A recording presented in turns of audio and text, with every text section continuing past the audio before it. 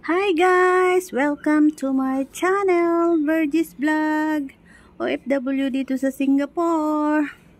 I-video-video ko naman ito guys na aking mga tanim para meron akong pang-update, upload. Ayan. Yung aking mga tanim na gabi ay masyado nang dumami. Ayan. At masyado silang malago dahil maulan. Ayan. At may isi-share ako dito sa inyo guys. Dun. Wait, punta tayo dun. Hindi ko na ito i-edit para meron akong pang-upload. Hindi na ako mag-i-edit dahil marami akong trabaho guys. Ito yung kalamansi dun sa gilid. Ay may bunga na. Ayun. Ayan, ang dami ng bunga.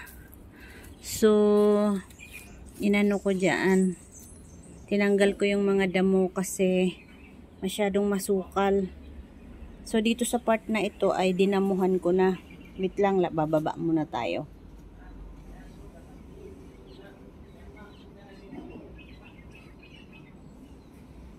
So ayan, medyo umuulan-ulan na naman, maambon-ambon.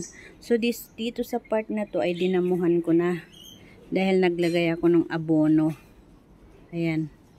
Tapos itong gabi na ito ay galing yan sa Malaysia. Galing ito sa Malaysia. Binili ni Sir na may laman. Tapos may konting tangkay. Yung laman ay aming tawag dito, niluto. Tapos yung konting tangkay ay tinanim dyan.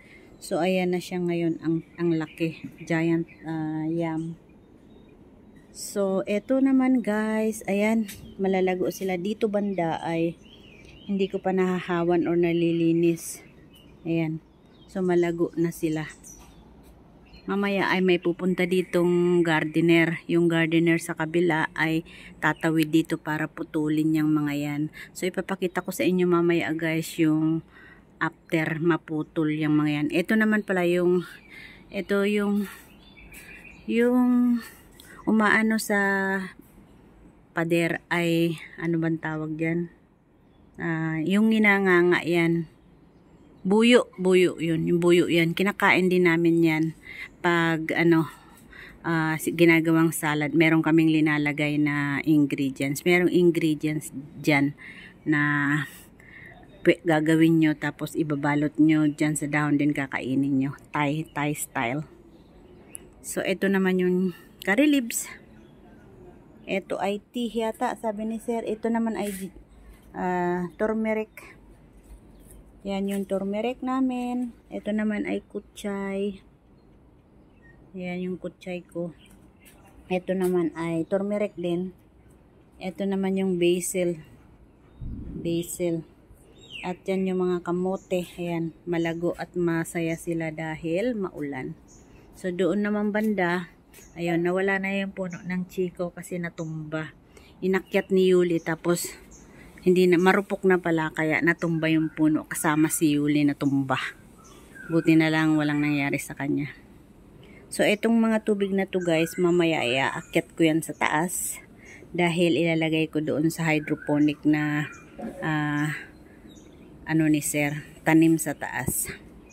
So ayan guys, update sa aking vegetable garden dito sa likuran.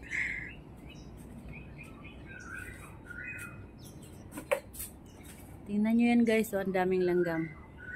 Yan sila sumisilong kasi hindi sila mababasa, diba? Kasi ayan malaki ang payong nila, nakapayong sila. Ito pa So, yun lang guys, at update ko lang to. So, kung bago ka pa lang sa aking channel, please mag-subscribe ka na, Virgis Vlog. At magtanim na rin kayo guys para meron kayong ginugulay pag wala kayong gulay sa rep. So, bye-bye na guys. Ayan, mamaya tatanggalin nila yan. Yang mga yan. So, ibibideo ko rin mamaya pag natanggal na yung mga yan. Shoutout nga pala kay sis Caviteño Farmers. Sis, shoutout. At shoutout na rin sa lahat. ng mga legit friend ko na laging nasa comment section ko. Bye everyone!